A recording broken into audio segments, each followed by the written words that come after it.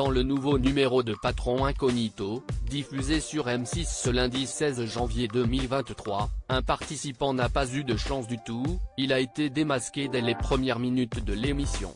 Du jamais vu. Patron Incognito est de retour sur M6.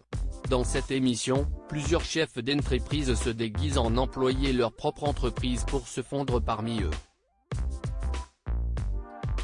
Le but ? Découvrir les forces et les faiblesses de leur société, et constater les problèmes afin de trouver des solutions pour améliorer les choses.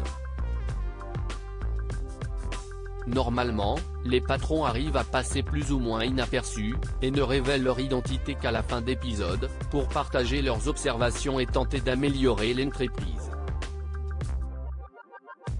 Sauf que cela ne s'est pas passé comme prévu ce lundi 16 janvier 2023.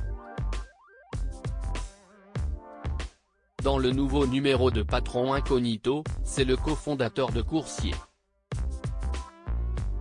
FR, Frédéric Murat, qui a tenté de rejoindre anonymement les rangs de sa société.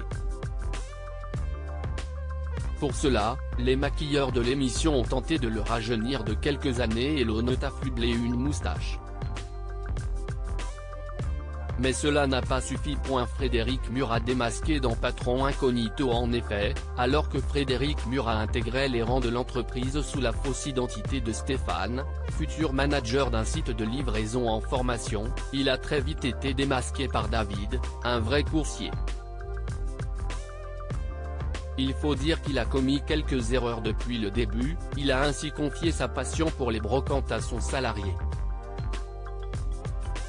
Frédéric Murat fait peut-être une erreur. Car le patron est connu pour être brocanteur amateur, a ainsi commenté la voix off. Cela a en effet mis la puce à l'oreille de David, tu t'appelles Fred. Fred Murat, a-t-il ainsi affirmé.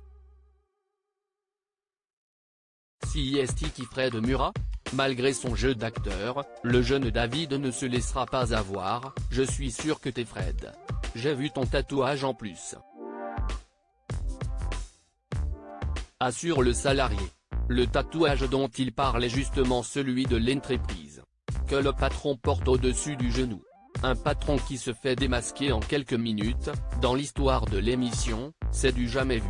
N'a pu s'empêcher de commenter la voix off.